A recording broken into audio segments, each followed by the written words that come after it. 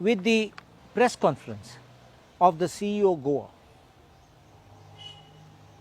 making a statement that overseas citizens of India were enrolled, and he said 88 overseas citizens of India had been enrolled in the voters list and were eligible to vote. Many people asked me questions, and in fact even the press was asking me for a clarification, and I was reading a video to be uploaded giving the actual legal position to show that this statement was wrong. But yesterday, since Mr. Goel, the Goa CEO, issued a clarification to try to explain that what he meant about overseas citizens was people overseas residents, I did not release that video, but still I feel there are some things which have to be stated about it. First is, being a chief electoral officer, he should be very careful in the use of his words. He is holding a very high post and in the constitutional setup, and therefore he should be more cautious when he uses words which have legal effect, legal meaning. OCI card holders are those who are necessarily foreign citizens who have by law been allowed to register and hold OCI card. That is why the provision was added in the Citizenship Act 1955 with the introduction of section 7A to 7D, which allows how you can acquire, how you can register, get your card, what are your rights, what you are not entitled, and also thereafter how it can be terminated.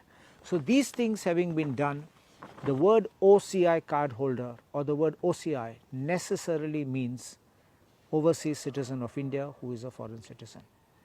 And therefore, even in his clarification, when he tries to say overseas citizen means residence, overseas residence, there is no such thing meaning of overseas resident. It is NRI, non-resident Indians. A NRI is perfectly an Indian citizen, only that he gets a benefit of an NRI status because he is not residing in India. So, it has certain legal implications and legal benefits which they can get, and whether they are working abroad, studying abroad, and therefore they become NRI status, and they have even taxation benefits. So, therefore, the NRI is different from OCI, and OCI card holder cannot enroll as a voter, cannot contest elections, cannot even vote at elections. So, this is it. Now, the ongoing SIR, there are certain issues which are coming up. When the SIR began in Goa, I was very happy to see that the Goa CEO website had two major prominent links. In blocks it was there. The first block showed SIR 2002 and the second block said online enumeration. The first block which spoke about SIR 2002, I clicked on it and the link took you to 2002 SIR constituency wise. So, I did one thing, I checked up my Fatorda 2002 SIR roll, because in 2002 I was enrolled in Fatorda. I clicked on it and I immediately got the entire PDF roll of Fatorda constituency in one PDF file. Remember this. So, quickly I decided to help my people in Aldona constituency, I will also download the other rolls. Aldona, now Aldona constituency was made by bringing in Bastora and Ukasai, which was in Saligaon, into Aldona, Moira and Nashnala, which was part of TV, into Aldona, and excluding portions like Salvador de Mundo and Briton and out from Aldona. So, therefore, and also Mapsa, Ward 7 and 8 were brought inside. So, quickly I downloaded the Saligaon roll in one PDF file, the TV roll in one PDF roll, and the Aldona file in one PDF roll.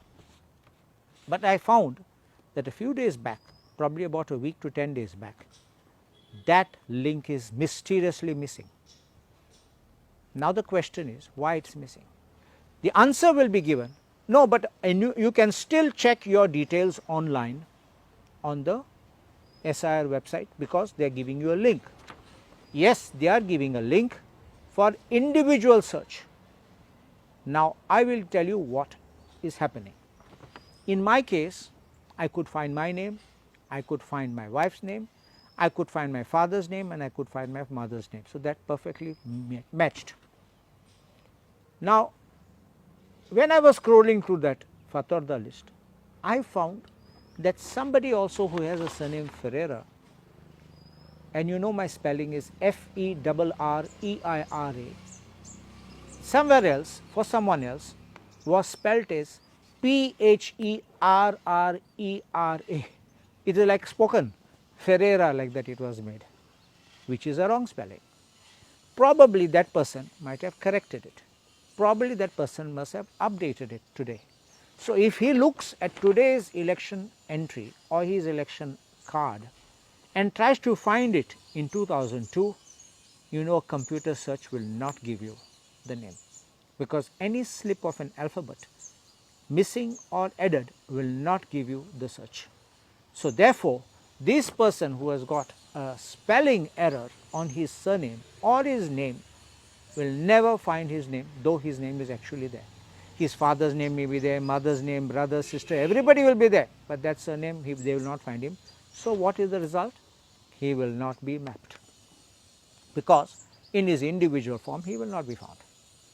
Now, if the entire PDF roll is there, we are in a position to quickly search. All right, who was your neighbor, who's here, which house is next before, house number, then maybe father's name, anything like this we can start searching and we will get you. And you know that people today from 2002 to today have advanced in age. Many people even in 2002, when these rolls were being made, cards were being issued, were not tech savvy, were not even insistent, because that time it was not compulsory to have voting card. You could take your ration card, you could go with anything for voting. Earlier even cards were not being asked for voting. So, people now who have advanced in age were not tech savvy even at that time. So, they would definitely not have learned things now. They must be already very senior citizens now. So, how would you help those people? So, we need to go and help them. But if we do not have access to that data, it becomes very difficult. So, I believe that this SIR 2002 online PDF files must be uploaded on the website constituency wise, because I have found now that in some other link you can still get constituency wise, but each booth PDF is to be downloaded. Now, how will I remember which booth I voted? I do not know the number of that booth. I have to start searching this booth or that booth, and then maybe I may not find it. So, that will be another issue. Or I have to put all those into one, which will take me long time, and you have to have the software for which can combine multiple files.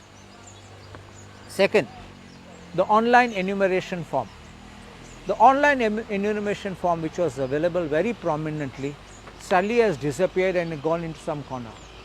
I will explain about this online enumeration form in another video, what's to be done, which I will release very shortly, and also how to verify that your name has been uploaded online. I will release it for convenience of people. And now finally about the SIR issues which are there. Our CEO has made a statement saying that about 90,000 people are there who may be deleted from the roll, and our information shows that about 2.5 lakhs are probably going to get deleted. Now, whichever figures we will see when the final draft roll comes out, but I have a request to the CEO. My request is this: we know that people who are being deleted are either dead, absent, duplicate and unmapped. Now, who is to be declared dead?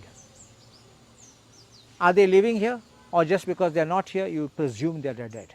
So, maybe we can help, our people can help, the neighbors can help. So, that is one. Maybe we can show you that obituaries or maybe death certificates, or you have to presume they are alive. Second, those who are absent. Absence may be temporary, absence can be permanent. If absence is temporary, where people work in the Gulf, or maybe have gone abroad, maybe in the UK, in Ireland or any place, or Scotland or wherever they are working, and they come back home, or even on the ship they will come back home, or the rigs they will come back.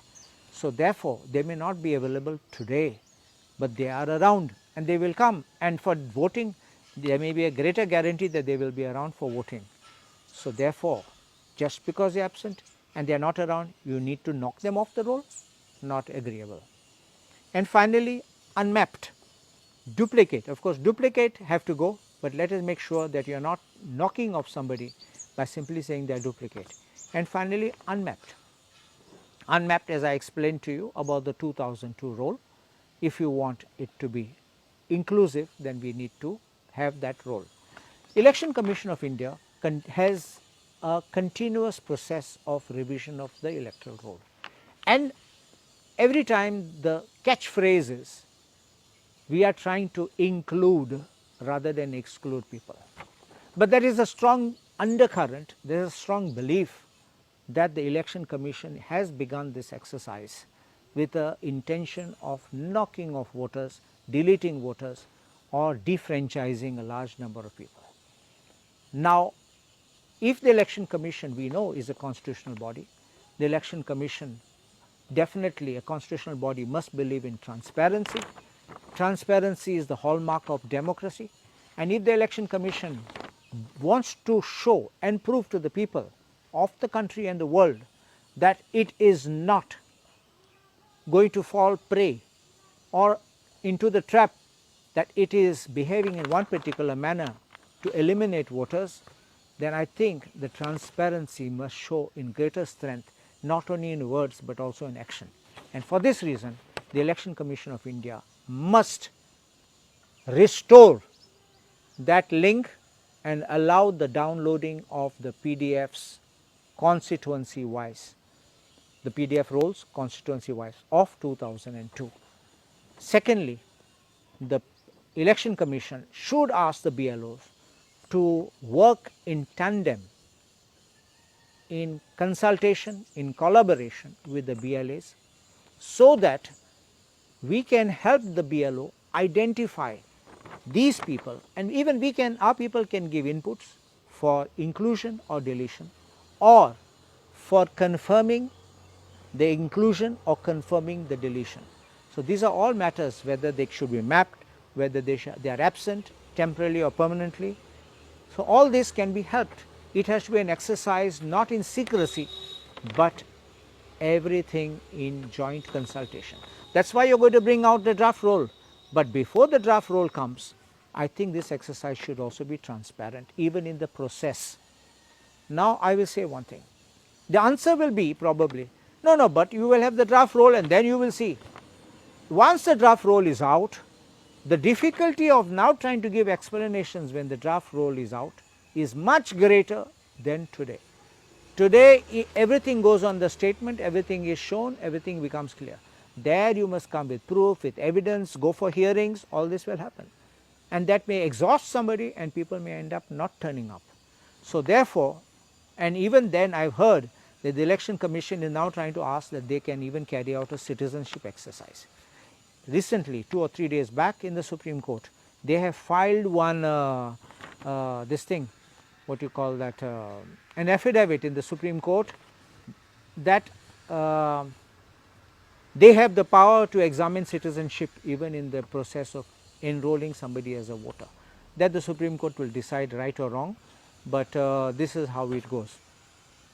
Now, if the Election Commission wants to show it is honest, if the Election Commission wants to show it is transparent, if the Election Commission wants to walk the talk that it is a constitutional body and upholding the Constitution and free from any pressure and dispelling all these fears and rumors of the people, this is the time for the Election Commission to stand out and shine and prove that it is a pure constitutional body performing constitutional functions in a democratic manner.